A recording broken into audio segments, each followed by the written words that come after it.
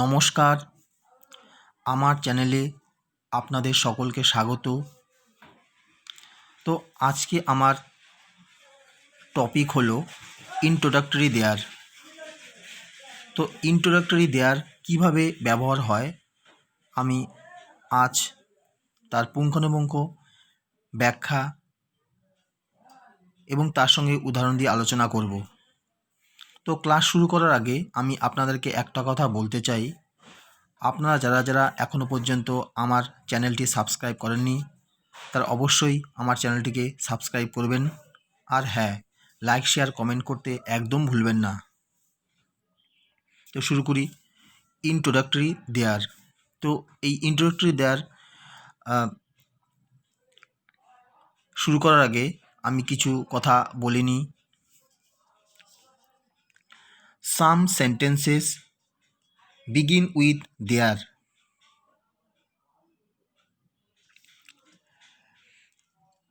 Without their literal meaning. These are called introductory there.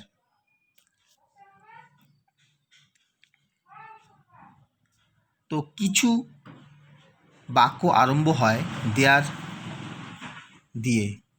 এসব ক্ষেত্রে এই দেয়ার এর আক্ষরিক অর্থ থাকে না, এগুলিকে বলা হয় ইন্ট্রোডাক্টরি দেয়ার। তো আমরা এখন কিছু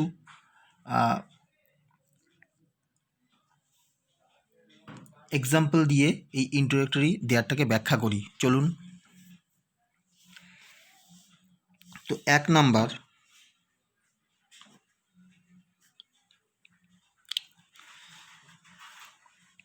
অ্যাসার্টিভ।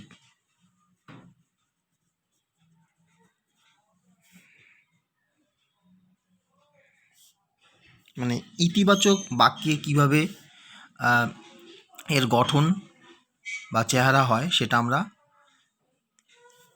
দেখে নিই। প্রথমে দেয়ার বসবে, প্লাস ভার্ব বসবে, প্লাস সাবজেক্ট,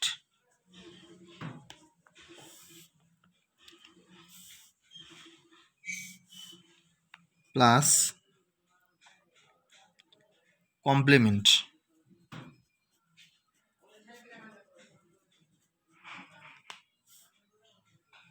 বা অ্যাডভার্বিয়াল।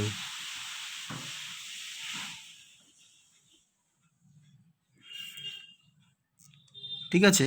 তো অ্যাসার্টিভে ইতিবাচক বাক্যে ইন্ট্রোডাক্টরি দেয়ার দিয়ে যে বাক্যগুলো হয় তার গঠন বা চেহারা দেখে নিই।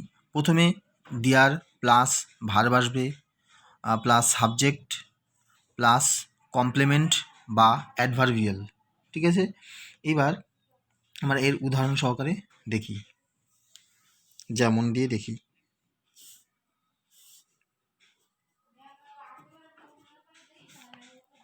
যেমন হবে,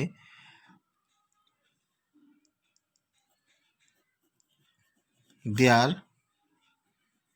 is a tiger in this jungle. তো আমরা কি বলেছিলাম, প্রথমে দেয়ার থাকবে, তো দেয়ার পেয়েছি, ঠিক আছে। তারপরে প্লাস দিয়ে কি ভার্ব পেয়েছি, লিখেছিলাম ভার্ব, এই যে ভার্ব, ঠিক আছে। তারপরে আমরা কি একটা সাবজেক্ট পেয়েছিলাম প্লাস দিয়ে, এই যে সাবজেক্ট এ টাইগার। তারপরে প্লাস দিয়ে কী বলেছিলাম, কমপ্লিমেন্ট বা অ্যাডভার্বিয়াল, এই যে দেখুন ইন দিস জঙ্গল, এটাকে বলা হয় কমপ্লিমেন্ট বা অ্যাডভার্বিয়াল। ঠিক আছে, তাহলে কি হলো, অ্যাসার্টিভ বা ইতিবাচক বাক্যের গঠনটা কি, there plus verb plus subject plus complement বা অ্যাডভার্বিয়াল। উদাহরণ সহকারে দেখালাম, তাহলে কী হলো, দেয়ার, দেয়ার পরে কী আছে, এই যে দেয়ার, তারপরে প্লাস ভার্ব আছে, এই যে ইজটা একটা ভার্ব, তারপরে প্লাস সাবজেক্ট আছে, এই টাইগারটা একটা সাবজেক্ট, তারপরে কি প্লাস কমপ্লিমেন্ট বা অ্যাডভার্বিয়াল ছিল, কী হচ্ছে, ইন দিস জঙ্গল। ঠিক আছে, এটা তাহলে কী হলো, there is a tiger in this jungle. দেখুন এই যে দেয়ারটা, এই দেয়ারটা একটা ইন্ট্রোডাক্টরি দেয়ার, এর কোনো মানে হয় না, এর মানেটা সবসময় ইমপ্লিসিট অর্থাৎ উহ্য থাকে। তাহলে কী হলো, এই জঙ্গলে একটা বাঘ আছে, তাহলে দেয়ারের কোনো মানে এখানে রইল না। There is a tiger in this jungle, ঠিক আছে। এইবার আমরা তো এতক্ষণ তো অ্যাসার্টিভ মানে ইতিবাচক বাক্যের গঠন দিয়ে এটা বুঝালাম। এবার আমরা 2 নম্বর দিয়ে ইন্টারোগেটিভ সেন্টেন্সে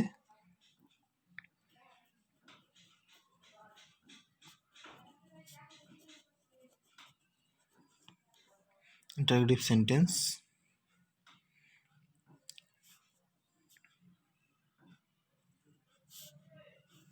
মানে প্রশ্নবোধক বাক্য, ঠিক আছে। এই অ্যাসার্টিভটা মানে হচ্ছে বিবৃতিমূলক বাক্য। অ্যাকচুয়ালি অ্যাসার্টিভের দুটো ভাগ হয়, একটা হচ্ছে অ্যাফার্মেটিভ আর নেগেটিভ। কিন্তু এটা অ্যাসার্টিভের ওই যে গঠন হয় বাক্যে, সেই গঠনটাকে দেখিয়ে আমরা একটা উদাহরণ দিয়ে বুঝালাম। এবার ইন্টারোগেটিভ বা প্রশ্নবোধক বাক্যের কি গঠন বা চেহারাটা কেমন হয় আমরা দেখব। প্রথমে কি হবে, প্রথমে হবে ভার্ব, তারপরে প্লাস আসবে, তারপরে দেয়ার প্লাস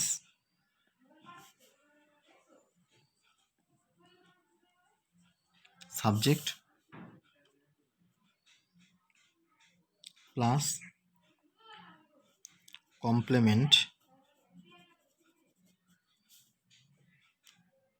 বা অ্যাডভার্বিয়াল, ঠিক আছে। এই অ্যাসার্টিভে দেখুন, এই বিবৃতিমূলক বাক্যের গঠনটা দেখুন, there plus verb plus subject plus complement বা অ্যাডভার্বিয়াল। হ্যাঁ, তাহলে দেয়ার দিয়ে তারপরে ইজটা ভার্ব, এই টাইগারটা সাবজেক্ট, ইন দিস জঙ্গলটা হচ্ছে পুরোটা অ্যাডভার্বিয়াল বা কমপ্লিমেন্ট। এখানে দেখুন ইন্টারোগেটিভ মানে প্রশ্নবোধক বাক্যের যে গঠন, আগে কি হলো, এই যে ভার্বটা, এই ভার্বটা আগে চলে আসবে, মানে এই যে ভার্বটা, এখানে যে ভার্ব আছে এই ভার্বটাকে আগে নিয়ে আসতে হবে। তো এই যে ভার্বটা এটা আগে নিয়ে আসলাম, তারপরে এই দেয়ারটাকে পরে নিয়ে গেলাম। তাহলে প্রথমে ভার্বটা নিয়ে আসলাম, তারপরে দেয়ার, তারপরে সাবজেক্ট, তারপরে প্লাস কমপ্লিমেন্ট বা অ্যাডভার্বিয়াল, ঠিক আছে। মানে ভার্বটাকে আমরা আগে নিয়ে আসবো, ঠিক আছে। তো একটা উদাহরণ সহকারে আমরা দেখাই। উদাহরণটা কী হবে,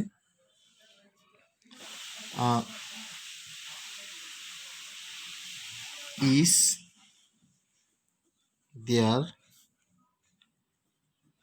এনি টাইগার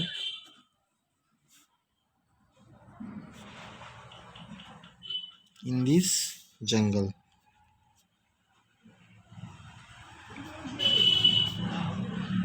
একটা নোট অফ ইন্টারোগেশন মার্ক বা প্রশ্নবোধক বাক্য একটা প্রশ্নচিহ্ন হবে, নোট অফ ইন্টারোগেশন মার্ক অর্থাৎ প্রশ্ন চিহ্ন হবে। তাহলে কি আগের বাক্যে আমরা কী বলেছিলাম, দেয়ার, তারপরে ভার্ব, তারপরে এ টাইগার, তারপরে ইন দিস জঙ্গল। এখানে কি হলো, এই ইসটা আগে নিয়ে চলে আসলাম, কারণ কি একটা ভার্ব আছে। তো আমরা কি বলেছিলাম, প্রথমে দেয়ার, তারপরে ভার্ব, হ্যাঁ, তারপর সাবজেক্ট, তারপরে কি কমপ্লিমেন্ট অ্যাডভার্বিয়াল, মানে there is a tiger in this jungle. এখানে কি আমরা আগে ইসটাকে নিয়ে চলে এসেছি, এই ভার্বটা। ভার্ব যেহেতু ভার্বটা ইজ, ভার্ব দেয়ারের পরে ভার্ব দেয়ার, তারপরে ভার্ব ইজ, এই জন্য ইজটাকে আমরা আগে নিয়ে চলে এসেছি, কারণ কি ভার্বটা আগে আছে, ইজটা একটা ভার্ব, এই জন্য আগে নিয়ে চলে এসেছি ভার্বটা। তারপরে আমরা কি করলাম, এই যে দেয়ার, তারপরে দেয়ারটা নিয়ে আসলাম, তারপরে সাবজেক্ট কী আছে, এনি টাইগার, সাবজেক্টটাকে নিয়ে আসলাম, তারপরে কি কমপ্লিমেন্ট বা অ্যাডভার্বিয়াল কী আছে, যেমন লাস্টে ইন দিস জঙ্গল ছিল, সেই ইন দিস জঙ্গলটাকে লাস্টে আমরা নিয়ে এসে আমরা কী করলাম, নোট অফ ইন্টারোগেশন মার্ক অর্থাৎ প্রশ্নচিহ্ন দিয়ে বাক্যটাকে শেষ করলাম। তার কি হলো, ইন্টারোগেটিভ সেন্টেন্সের যে গঠন, ভার্ব, তারপরে দেয়ার, তারপরে সাবজেক্ট, তারপরে কমপ্লিমেন্ট বা অ্যাডভার্বিয়াল, তাহলে কি বললাম, is there any tiger in this jungle, ঠিক আছে। আমরা কিছু উদাহরণ দেখব এবার বাক্যে।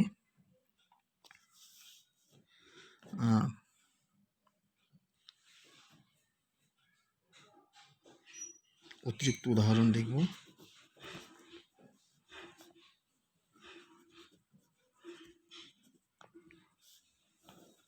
আমরা বাংলা লিখে তারপরে ইংলিশটাকে ট্রান্সলেট করবো বাংলা থেকে, তাহলে বাংলা থেকে ইংলিশে ট্রান্সলেট করতে সুবিধা হবে, এবং কি ইন্টারনেটের যে দেয়ার, সেই দেয়ারের যে দেয়ার দিয়ে কীভাবে বাক্যে ব্যবহার করা হয় সেটাকেও আমরা বুঝতে পারবো। তাহলে কী লিখবো আগে?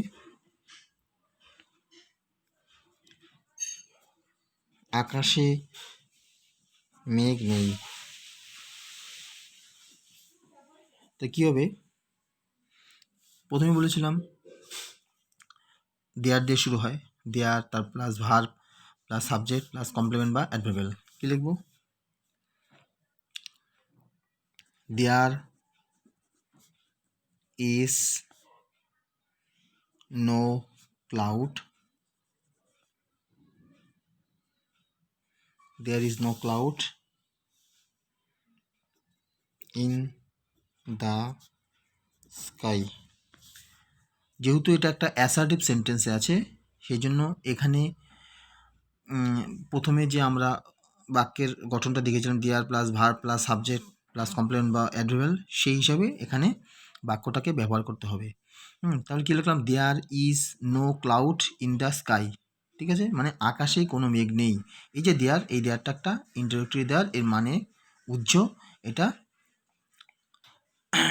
এই দেয়ারের কোনো মানে হয় না, তো দেয়ার দিয়ে শুরু করতে হবে। There is no cloud in the sky. ঠিক আছে, নেক্সট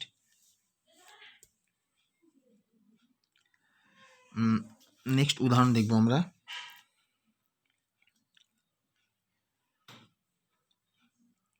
এটা যদি প্রশ্ন দিয়ে হয়, আকাশে কি কোনো মেঘ ছিল না? এই বাক্যটাকে আমরা কীভাবে ব্যবহার করবো? দেখো, প্রথমে বাক্যটা ছিল আকাশে মেঘ নেই, এটা একটা অ্যাসার্টিভ সেন্টেন্স, কিন্তু এখানে একটা ইন্টারোগেটিভ সেন্টেন্স ব্যবহার করা হয়েছে। এই সেন্টেন্সটাকে দেখো আমরা কীভাবে লিখি। তাহলে আমাদের এখানে ইন্টারোগেটিভ সেন্টেন্সে কি উদাহরণ ছিল? আগে ভার্ব আনতে হবে। ঠিক আছে, যেহেতু এটা ছিল না, এটা পাস্ট টেন্স, এখানে কি there is no cloud in the sky, এখানে এটা প্রেজেন্ট টেন্সে ব্যবহার করা হয়েছিল বলে there is no cloud in the sky. এখানে কি আকাশ কি কোনো মেঘ ছিল না, এটা একটা পাস্ট টেন্স, মানে ইন্টারোগেটিভ সেন্টেন্সে পাস্ট টেন্স, এই জন্য আমরা পাস্ট টেন্সে ব্যবহার করব। তাহলে কি ইন্টারোগেটিভ সেন্টেন্সে কি প্রথমে ভার্ব আনতে হয়, কি লিখবো? ওয়াস, তারপরে দেয়ার আসবে ভার্ব, তারপরে there no cloud in the sky, প্রশ্নচিহ্ন হয়ে গেল, নোট অফ ইন্টারোগেশন মার্ক বা প্রশ্নচিহ্ন হয়ে যাবে। তাহলে আমরা কি করেছিলাম? ইন্টারোগেশন ভার্ব, তারপরে দেয়ার, তারপরে সাবজেক্ট, তারপরে কি কমপ্লিমেন্ট বা অ্যাডভার্বিয়াল লিখেছি বাক্যের গঠনটায়। তো সেরকম আমরা কি করলাম? প্রথমে কি করলাম? ওয়াজ আনলাম ভার্ব, তারপরে there no cloud in the sky. ঠিক আছে, নেক্সট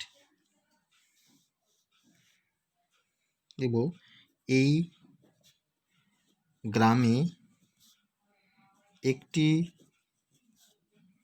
প্রাথমিক বিদ্যালয় আছে। কি এই গ্রামে একটি প্রাথমিক বিদ্যালয় আছে, তাহলে কি লিখবো? দেয়ার দিয়ে শুরু করবো। There is a primary school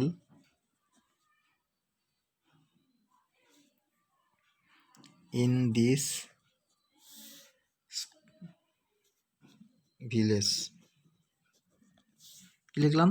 এই গ্রামে একটি প্রাথমিক বিদ্যালয় আছে, লিখলাম there is a primary school in this village. ঠিক আছে, নেক্সট উদাহরণ লিখব, আমাদের স্কুলে একটি লাইব্রেরি আছে।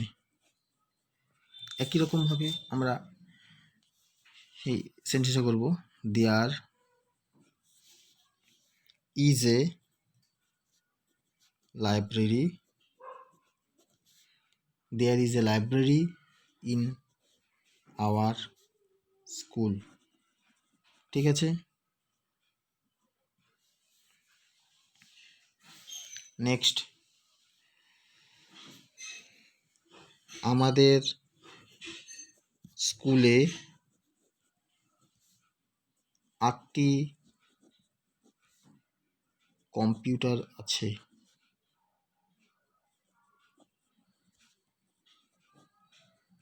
কি বলছে? আমাদের স্কুলে 8টি কম্পিউটার আছে। তাহলে আমরা কি লিখব? দেয়ার আর 8 computers in our school. There, তারপরে ভার্ব, সাবজেক্ট, তারপরে কমপ্লিমেন্ট বা অ্যাডভার্বিয়াল ফ্রেজটাকে দিয়েছি। দেয়ারটা একটা দেয়ার, এটা, তারপরে এটা ভার্ব, আর 8 কম্পিউটার সাবজেক্ট, আর ইন আওয়ার স্কুল হচ্ছে অ্যাডভার্বিয়াল বা কমপ্লিমেন্ট। তারপরে লিখব আমাদের ক্লাসে অনেক ছেলে আছে। কি হবে? দেয়ার আর many boys in our class. ঠিক আছে? There are many boys in our class. There এটা ভার্ব, এটা দেয়ার ইন্টারোগেটরি দেয়ার, এটা verb, many boys student, many boys হচ্ছে সাবজেক্ট, ইন আওয়ার ক্লাসটা হচ্ছে একটা কমপ্লিমেন্ট বা অ্যাডভার্বিয়াল ফ্রেজ। ঠিক আছে? তাহলে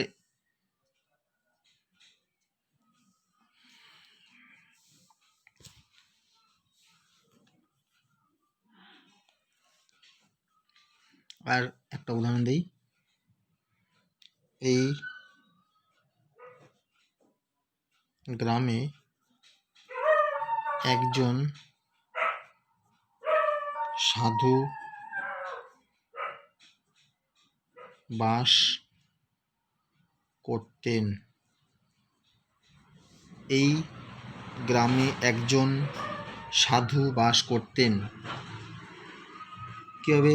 এটা একটা past tense. There lived a saint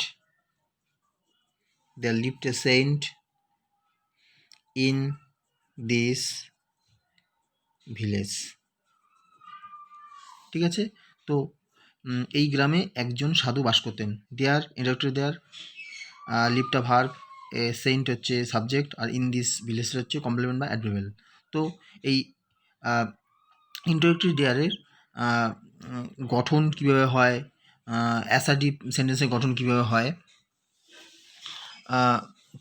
দেখিয়েছি, তারপরে উদাহরণ সহকারে দেখালাম।